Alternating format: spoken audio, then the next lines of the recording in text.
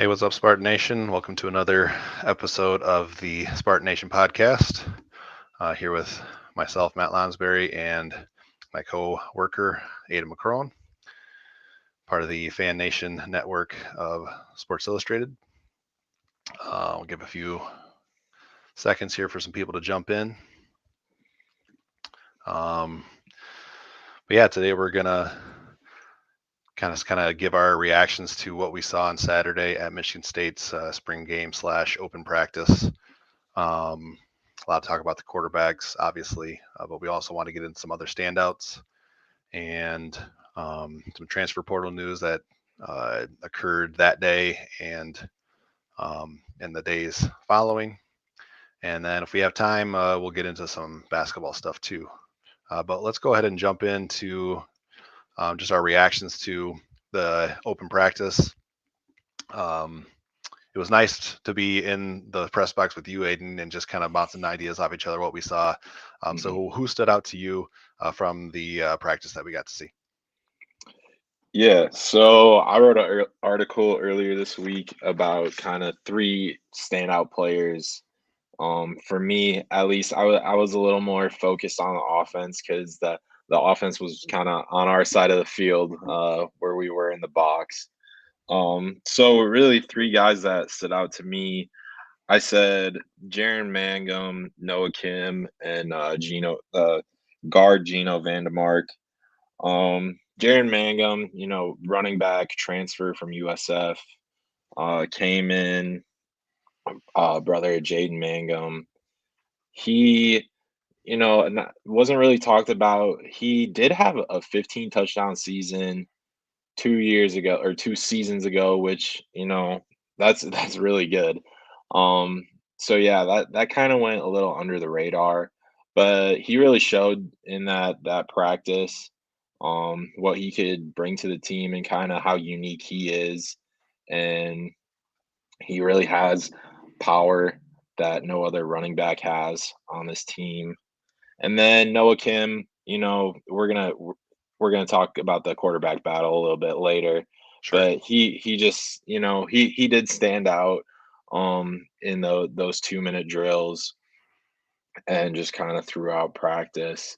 You know, all the quarterbacks, uh, Hauser talked about he did reps with the first team for I think it was inside run period, and then Kim split with him and for like the 2 minute drill, and then Thorne was obviously thrown in there for everything too. But yeah, he really made some good throws. Obviously, all of them had throws that they could improve on as well. But I think the throws that stood out that were really on the highlights of that practice were all from him.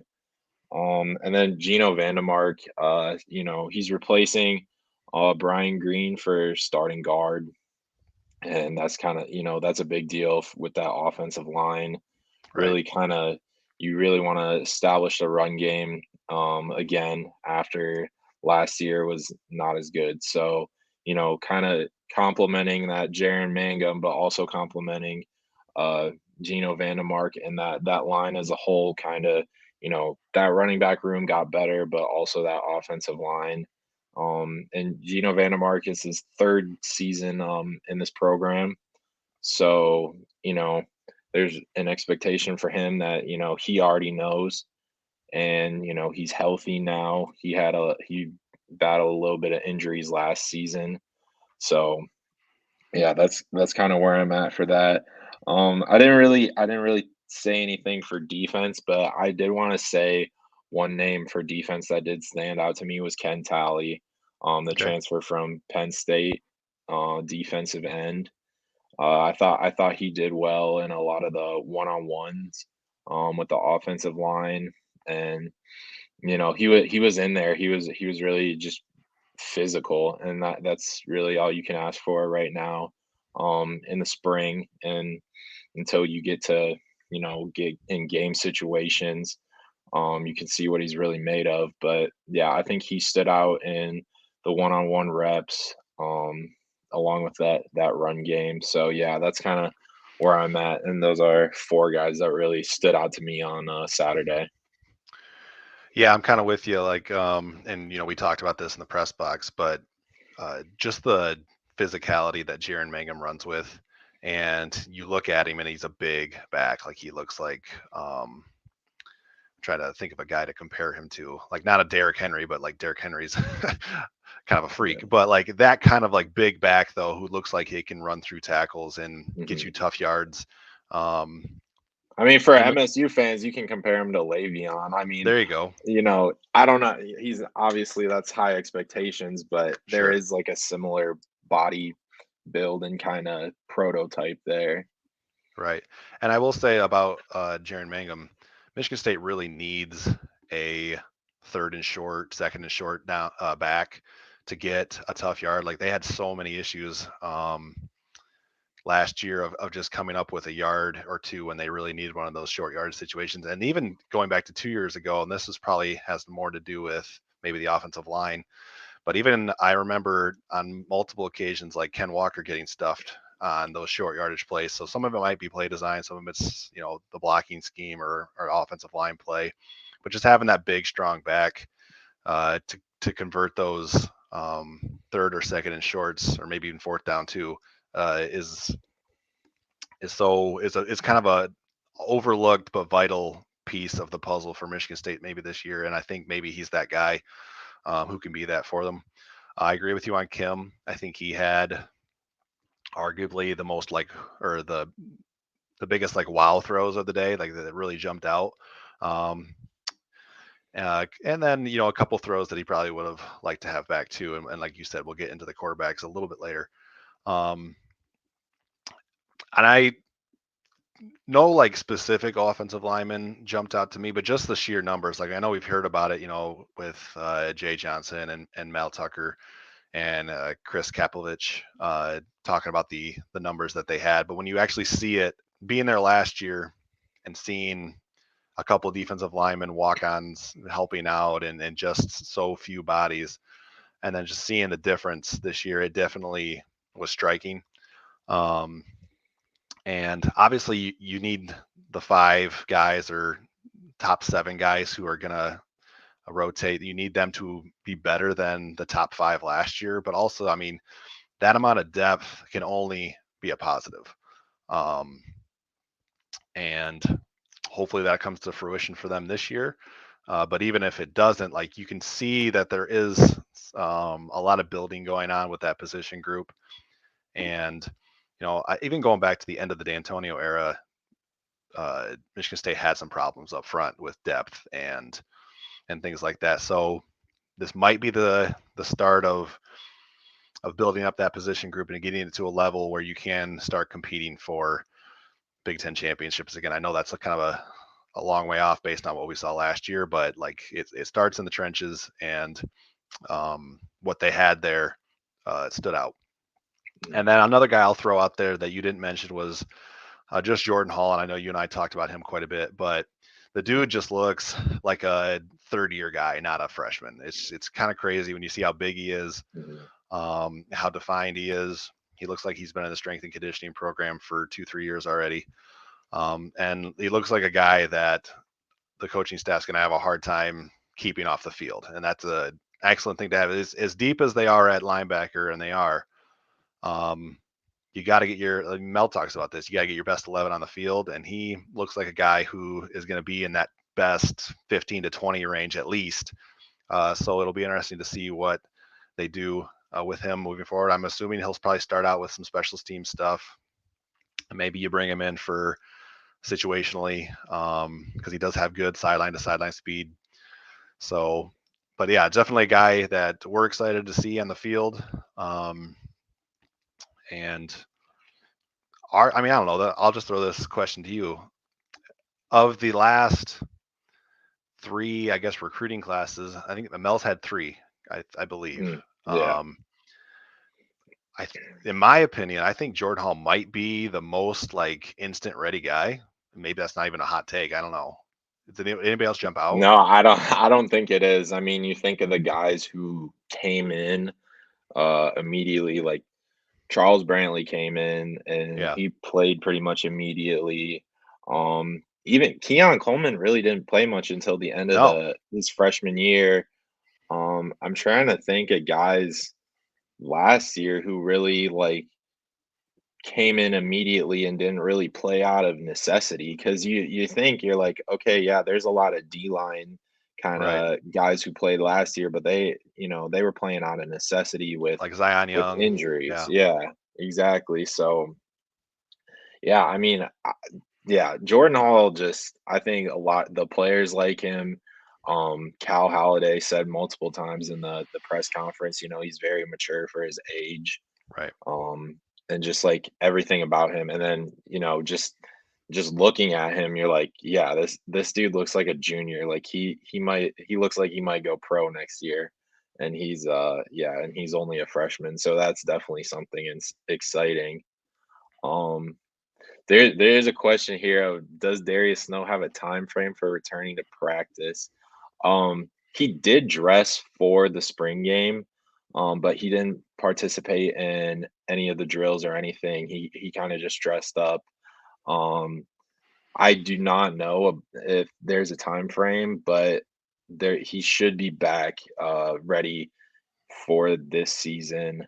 Um, he should be healthy by the time the season starts. I don't know how they're gonna kind of ease him into practice and Right. drills and everything, but like that. But yeah, that's kind of all I know. I don't know. Do you know anything more about that? No, I don't have too many specifics.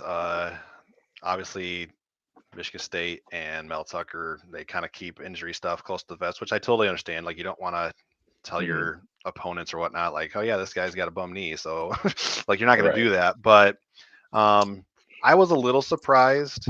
And this is just based on my lack of insider knowledge about it. But I was a little surprised that he still had the big brace on the leg or on the knee, because it has been, let's see, it's September. So it's been 7, 8 months since his Hmm. injury. So that was a little bit surprising. Hmm. But again, that just goes back to not knowing the ins and outs of his rehab and things like that, and recovery time. And you're right, like he's gonna go through summer conditioning, and then but it kind of looks like maybe his first contact drills are going to come in fall camp. I can't imagine he was doing a whole lot of contact stuff this spring, given the way he looked on Saturday. And so, Hmm. yeah, how quickly does he kind of get back into the swing of things? There's the mental hurdle as on top of the physical hurdle too. So definitely something to keep an eye on, and definitely a guy who, for Michigan State's sake, would like to get him back on the field, especially in like passing downs, because he's one of their better coverage options at linebacker. Um, so yeah, we'll just have to kind of take a wait and see approach with him. Um, I will say, just to kind of put a cap on the standouts from the spring game. Um,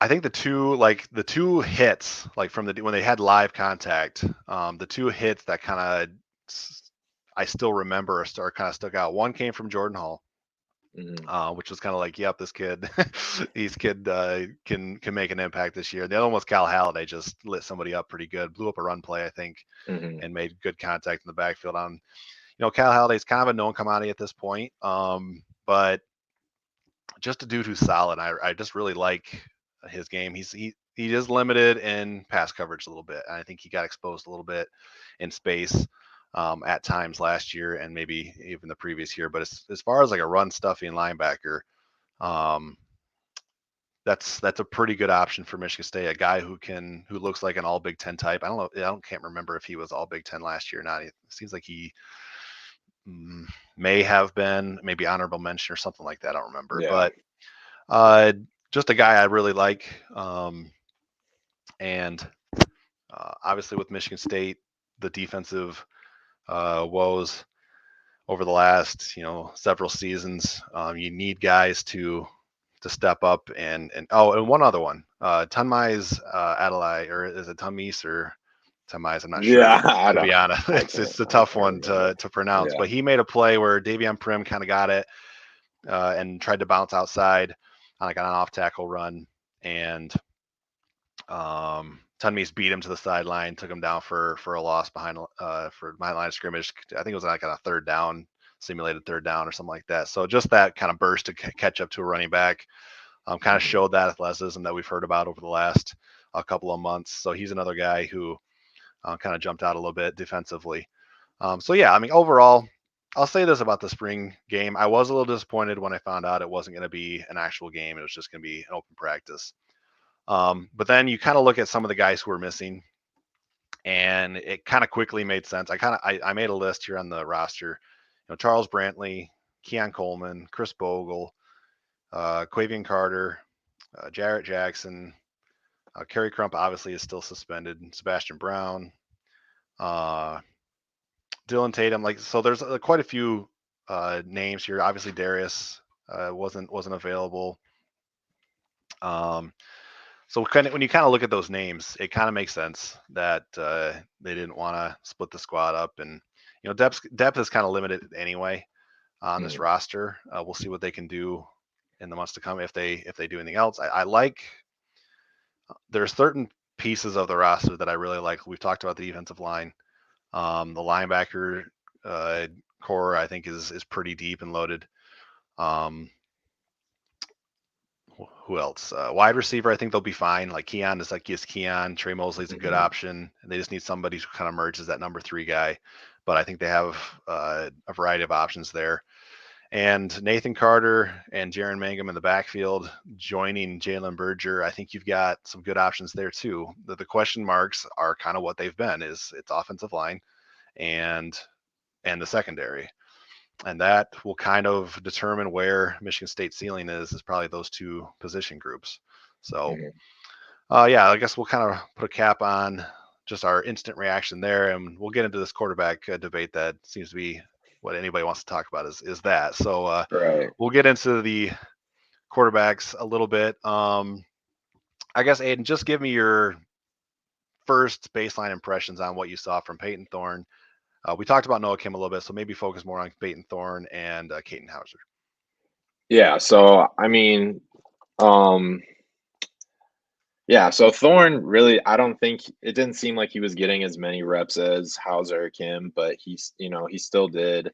Um, he still got some. That kind of immediately in my mind thinks, he's still the number one guy.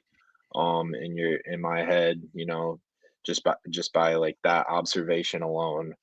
Um, But, he did talk about in the press conference that he did was battling injuries all of last season, Yeah, and that was something that, you know, I guess it was a bit surprising, but, you look at his performance from 2021 and how, he seemed to be playing well all the way up to the Washington game, and then, it kinda took a drop off there, so you're yeah, like, "Okay, I guess that does make a little bit of sense." Um, and then, yeah, as for Hauser, obviously, we don't know what happened in the other, what is it, 15 or 20 practices that happened before the spring game. sure. So, but you assume that the practices, behind closed doors are a similar format. So, having these different, game situations, obviously they did scrimmage behind closed doors. So you'd like to think that he had better days, and I believe that he did. Yeah, If he didn't, I don't think there would be a conversation at all about whether or not he would be, in the starting quarterback conversation, let alone, backup. right. But the way Kim performed in front of everyone kind of just brings you to that kind of conclusion that, everyone kind of concluded like, okay, Kim is still the number two guy right now. Right. But obviously, again, like we don't know what happened behind closed doors during every single practice, and we still have all of summer and fall camp to for Jay Johnson to evaluate and for us to, observe and, hear what the rumblings of what's going on. Um, but yeah, I think the way that Kim performed though in front of fans, albeit it was only like 15,000 or 20,000 probably. Sure. Um, but that does seem that he did talk about in the press conference. He likes pressure. He likes having, kind of the lights on. Um, and that's when he likes to be at his best. So I guess that does put, regardless of whether it is Kim or Hauser, that does put pressure on Thorne. Um, so yeah, I mean, it seems like it's a healthy competition between the three of them, and that's really all you could ask for after, you know, what happened last year. Um, so yeah, that's kind of where I'm at on that. Yeah, and a couple just reactions to what you were talking about too. I was pretty surprised when Peyton was as open as he was about the Hmm. injury issues that he had last year. Like he didn't get into specifics, but he said a torn something. Yeah. He gave He lower did body, say, yeah, he said upper body, lower body upper for body, lower multiple body. different weeks. So Right. yeah. Talked about how it compounded as the season went on, and you could kind of I there was maybe it was just me, but I picked up on a little bit of a tension, like when as he was sharing that, like there you can tell that it kind of if I'm reading it right, it seems like it's grinding him a little bit, the fact that he's having to defend himself, and I don't mean that in a negative way at all. Actually, I like it a lot that it kind of rubs him the wrong way that he's maybe in, and this is my speculation. He didn't say this directly, but my sense was that there's a bit of an edge there, and I think that's a good thing. Like anytime you've got a starter coming back who has something to prove, and has kind of shown in the past, like 2021 had a pretty darn good year. So he's shown in the past that he can be a good quarterback, and now he has a reason to be motivated this offseason and throughout the offseason to kind of prove that again. I think it's a good thing. And that's not to say that he is going to win the job. I think he is the leader in the clubhouse right now. Um, but I just think that uh, my stance throughout last year too was that yes, he needs to be better, but there are other things that are going on here that are contributing to him uh, taking a step back Right. from 2021. Right. And the way he talked about the injuries and things like that, it kind of just reinforced that a little bit. And again, I'm not making excuses for the guy. I don't have a horse in the race. I'm not related to any of the three quarterbacks. Like Mm, I whoever's the best guy in on September 1st or 2nd or whenever they play Central Michigan, that guy should be on the field. I don't care who it is. mhm, Um, but I kind of I liked the vibe I got from Peyton just in that post game interview. As far as on the field, I think Peyton was pretty much the most even keel of all of them. Like he didn't have any like wow throws or wow plays, but he didn't have that like ooh ugly throw or attempt that almost gets picked off. He didn't have one of those either. And as far as the mhm. his health and things like that, I think that showed a little bit on that scramble that he had in the 2 minute when he scampered ahead for 15 yards and scored. Now, obviously, Yeah. when you can't touch the quarterback, it's tough to evaluate would he have gotten in the end zone or not. Who knows? But he did show that mobility that was kind of missing last year on that Mhm, particular play. So that's worth noting. As far as Hauser, he did say afterwards that he feels more comfortable. He feels like he's at his best when it's more of a live game situation, and he's out there playing as opposed to drill work, which I mean, who knows? That could be just. I'm not going to pretend to know what's going on in his head, but like I can kind of buy that just based on his reputation or the profile that he brought with him to Michigan mhm, State about being a bit of a gunslinger and things like that. And um, so, yeah, I kind of agree with the established or what the established media has said in the post spring game about Peyton 1, Kim 2, Hauser 3. I generally agree based on what we saw in one practice. That's important context. right. Right. Um, but I'm not worried about Hauser. I don't think I'm not going the other direction where it's like he was overhyped and then he's and things like that. I'm not there yet either. No. We didn't get to see enough. I mean, I would have loved to see him in a 2 minute setting too. That we got to see Kim and Thorne. Um, but either they ran out of time or it wasn't part of the practice regimen or schedule. So yeah, I obviously everybody wants to talk about the quarterbacks, and I totally get that. But I would caution people not to put too much stock into what we saw on Saturday. There's another question here from Kyle. Is Peyton Thorne healthy?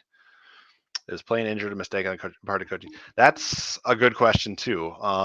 Based on what he said after Saturday, um, it sounds like he's back to full health. He said he was feeling much better than he did last year. It kind of sounded like he took a little something into the season with him, and then against Western Michigan, it got re-aggravated or maybe hurt worse. Hmm. And so I would say he's in a better place physically now than he was maybe even at this time last year. Um, and as far as playing injured, a mistake, that's a really interesting question. Um, because a lot of people, when Peyton shared how much he was dealing with last year, I saw a lot of reaction on social media about if he was hurt, why was he out there? Why didn't they throw Kim in there? There's a lot of different answers to that we're not privy to because we're not in the coaches meeting. Um, but I guess logically, the answer that makes sense is that even Peyton at whatever percentage he was last year, I'm not going to pretend to know what that was. They felt more comfortable with him out there than wherever Kim was in the system with what he was showing in practice. We could debate all the live long day about who should have played last year if Peyton was this hurt, but ultimately, I mean, the season's been over for 6 7 months, probably longer than that. I don't know, Yeah, since about November. five. So Yeah, yeah, since 5 months. November's 5 months. So hard to say. But again, based on what we saw Saturday and some of the 2 minute stuff that are late drives that we saw from Kim last year.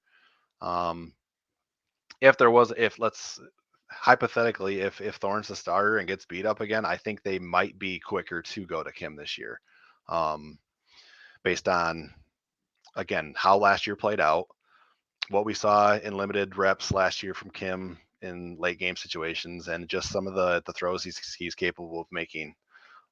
So it's a good question. Any other thoughts on the quarterback? I think we covered it pretty thoroughly. Yeah, I mean, again, I know. I mean, Kirby Smart talked about it like with Georgia about, they're only 25% through like the evaluation process after spring. So I guess Right. just like think about that. I mean, every single guy is, you know, there's gonna be one day where Thorne is gonna, be clear of the other two, and then there's gonna be another day where Hauser's gonna be better than the other two, and Right. then Kim's gonna be better than the other two. So I mean, it's just a day by day basis, and whoever stacks up the most days where they're the best will, it seems to be, um that'll be who the starter will. Yeah, that's who Yeah. the starter is gonna be. So yeah. Right. Um, Kind of moving on. We're going to get into some new portal entry stuff for Michigan State. We're not going to spend a ton of time here because I do want to get to a little bit of basketball stuff before we get out of here, and we're going to have to cut the show short a little bit today. Um, but Hamp Fay entered the portal on, let's see, today's Wednesday, so that was Tuesday. Um, not a huge surprise. I remember you and I went to a practice, like the first 15 minutes of a practice last year, and Hamp Fay was working on, I think, with the safeties or at least the Mhm. secondary.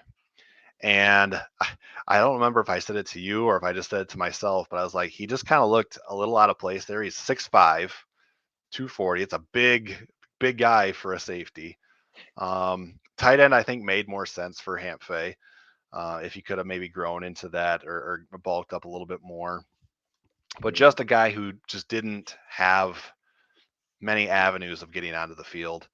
Um, Tried three different positions at Michigan State. I think he had a shoulder thing or some kind of injury while he was a quarterback too that can maybe accelerated him moving to a different position. Um, and when I say this, I don't mean it to disparage him in any way, but just not a huge loss for Michigan State, a guy who was buried on the depth chart at multiple positions. Any thoughts on Hampfey? Yeah, I mean, you talk about, he was a 6'5", like 210 plus guy. I mean, we said that on Saturday about Harold Joyner as well. He Yeah, moved to defensive backs, at least for spring, and he's about 6'4", probably 220. So that was a little interesting, seeing him at safety. But yeah, um, he's another guy from the 2021 class that is entering the transfer portal. So, that class is getting slimmer and slimmer, but that's kind of right. just the new age of college football. And yeah, I mean, I wish him the best, but yeah, it definitely was not going to be easy for him to get on the field with, Thorne coming back another year, Kim and Hauser, what we've already talked about, and then just, that tight end room, whether it's good or not, there's a lot of them. A lot of bodies. Yeah, there's a lot of bodies in that tight end room. So just transitioning to tight end was not going to be easy. And that immediately, the second you transition, you're at the bottom of the depth chart already. So that just makes it even harder for Right. him. So, but I'll be interested. I'll just say this. I'll end with this. I'll be interested to see not only where he goes, but what position he plays wherever he goes. Right, and that transition to tight end, we've seen that. I know Michigan had a couple guys, or at least one guy, Gentry. I Hmm. can't remember his first name, but he Yeah. transitioned from quarterback to tight end. Um, and like as far as Michigan State guys, we've seen Tyler Hunt go from a specialist, a punter, to tight end. But I know Tyler personally. He and I went to the same high school, Hmm. um, and he was always a super athlete.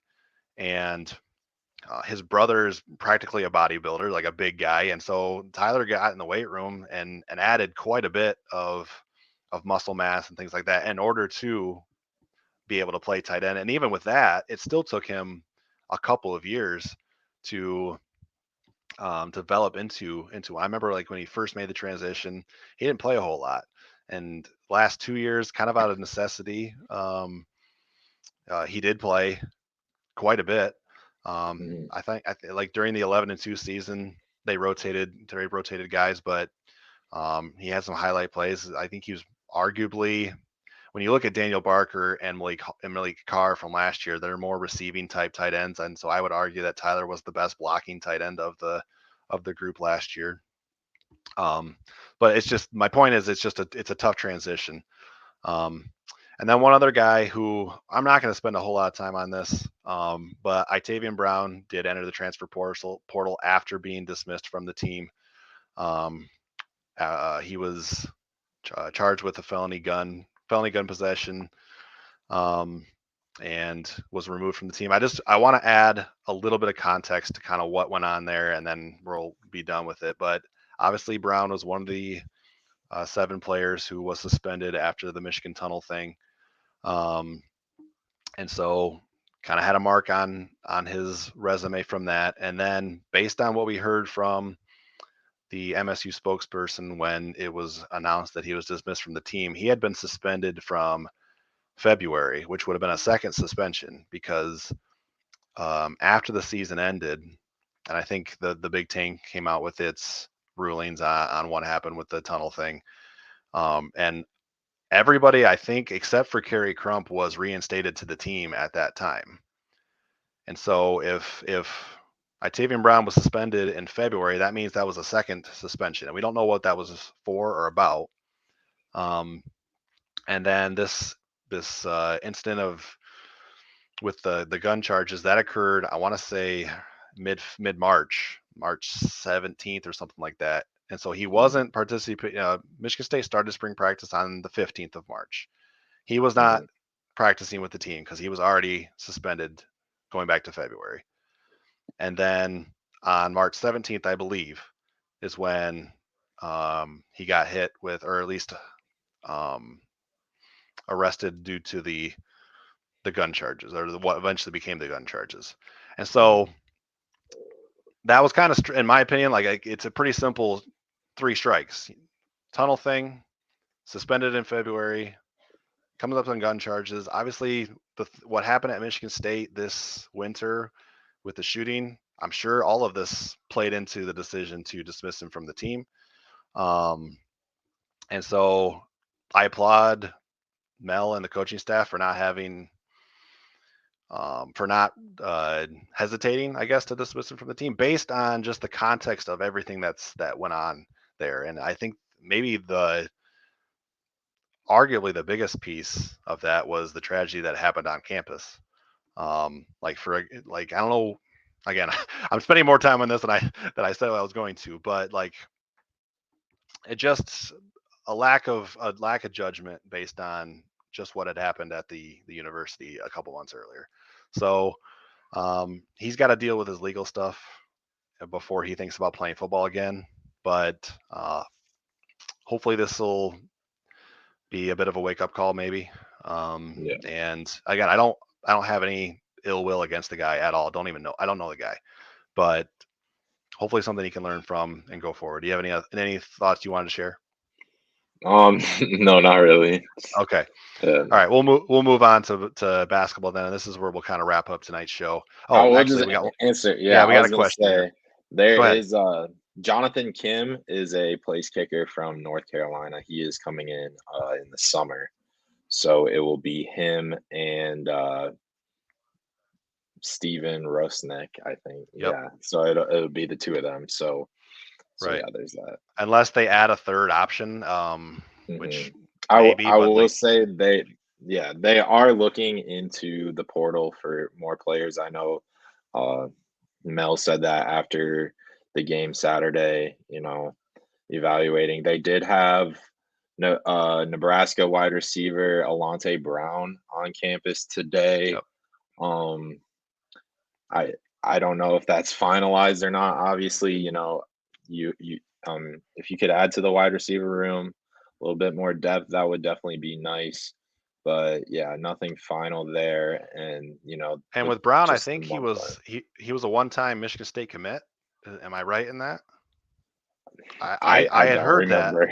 I don't Yeah, know it what might have class he been. was a part of. I didn't look I into it can't that remember. closely, but Mhm. based on what I saw on MSU Twitter, he kind of sounded like he was a fan favorite during the recruiting process and was a one-time commit. So obviously there's already a relationship there between Mhm. him and the coaching staff, so he's definitely a name to watch. Um, so yeah, that's kind of where we're at with the transfer portal right now. Just want to get into a little bit of basketball before we wrap tonight's show. Um, the biggest like Big Ten news this week was Zach Edey submitting his name to the NBA draft while maintaining his college eligibility. Obviously, Purdue won the Big Ten last year. They were kind of the cream of the crop. Won the conference by 3 games. Nobody else was really like it was Purdue and then a gap and then everybody else. It seemed like this year, but obviously Zach Edey was the main part of that. A guy who won, I think, multiple National Player of the Year awards, or at least was in the discussion. Mhm. Double double machine, mismatch nightmare for just about everybody, especially though for Michigan State. Michigan State had two. They couldn't stop him in either one of the matchups that they had against Purdue this year. So I'll just kind of pose the question to you, Aiden. Um, if Zach Edey stays in the NBA draft, is Michigan State the favorite to win the Big Ten next year? Yeah. And I kind of have a little bit of a hot take here, but I Okay. think even if he comes back, I think MSU will still be the favorite. All right. That's where I was going to go And next. So I'm that's glad. yeah. So I mean, I mean, obviously, like there's gonna be comparisons to Hunter Dickinson because he's another guy who tested the waters and then ended up coming back. when he could have potentially cashed out his freshman year, and now really there's no market for him. I kind of see the same thing with Edie. Like I don't really see a market in the NBA for a guy who's 7'4" and just really slow. Um, Yeah, and just I mean that's his biggest flaw. He can score. He's a decent defender just based off his size. But yeah, I mean that the pace that he plays with is definitely gonna hold him back. Wherever he plays professionally.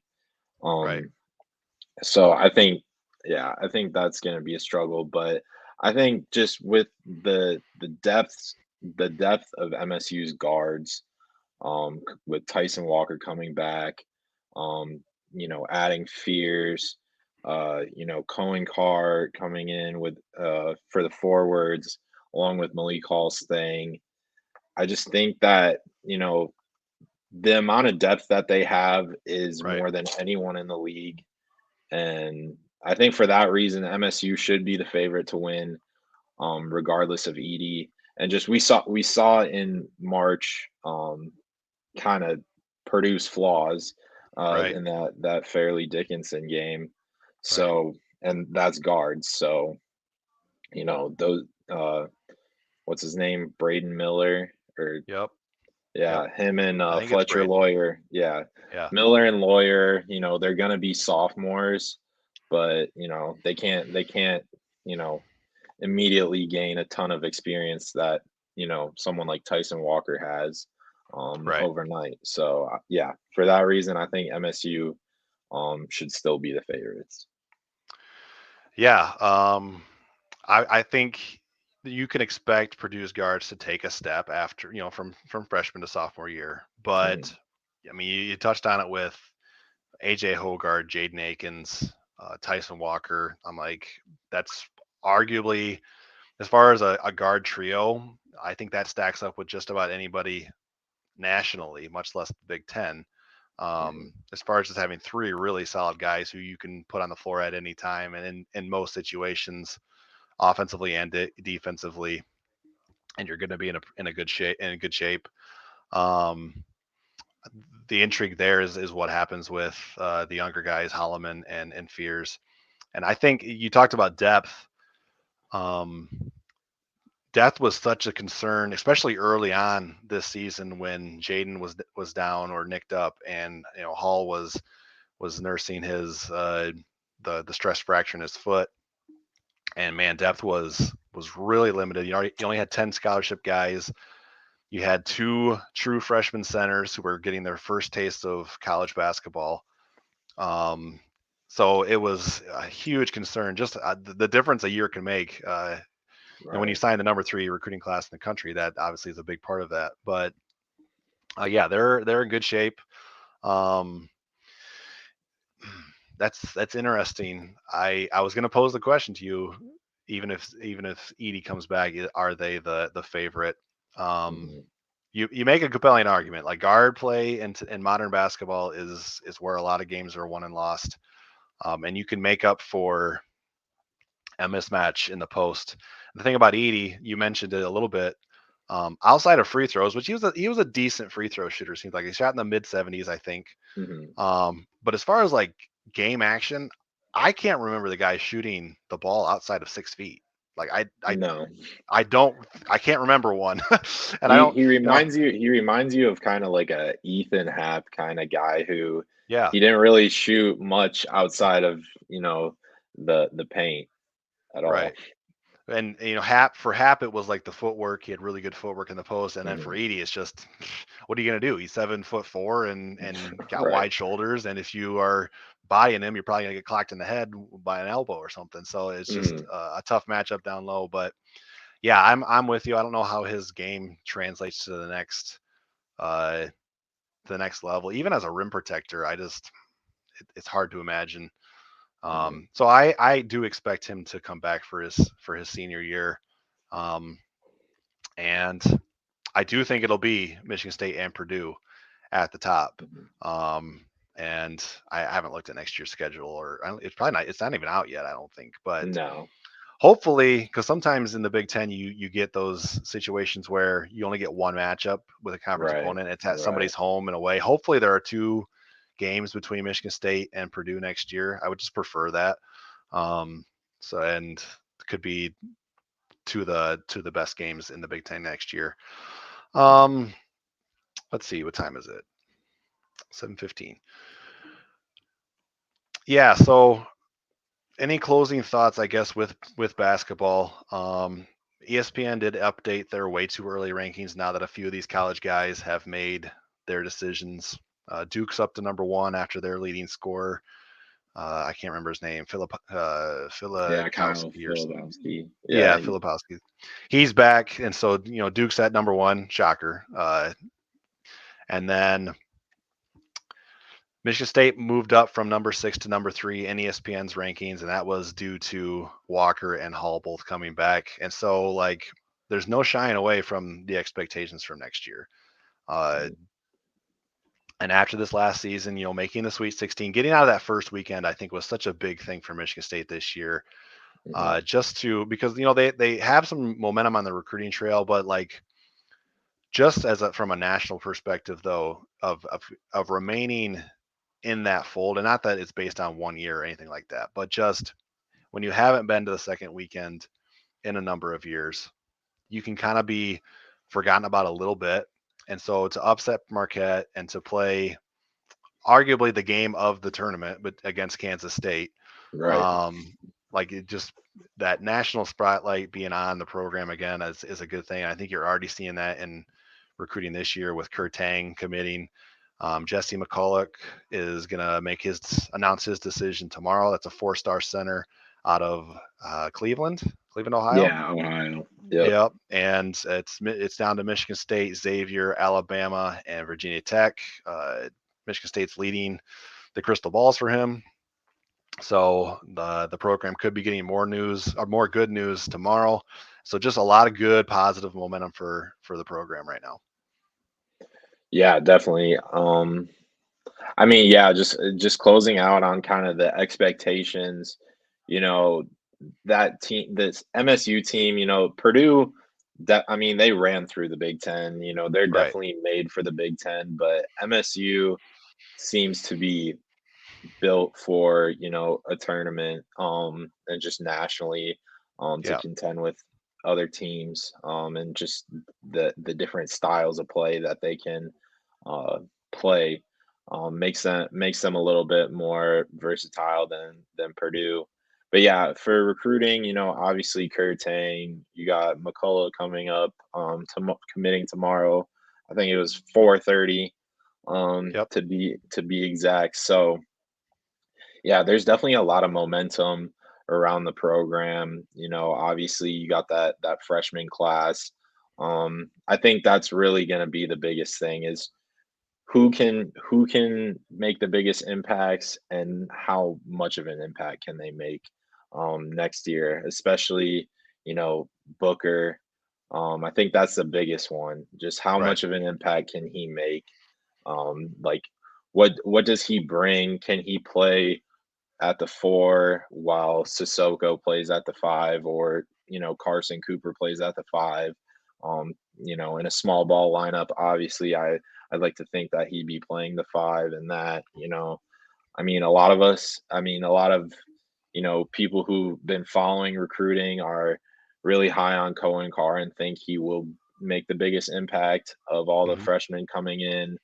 Yep. Um, you know, Even Garrick Norman, someone like him who can play a three spot, potentially a four spot in a small ball lineup. Like, does he get some playing time over some other guys? Maybe does he get playing time over Malik Hall? Like, or does he get playing time over, is he taking Trey Holloman or Hogard's minutes depending on the matchup? I think that's definitely some questions worth posing, especially since we're in April and we have Yeah. lots of time to pose questions. So think that's kind of where I'm at right now for, the expectations for next year for basketball.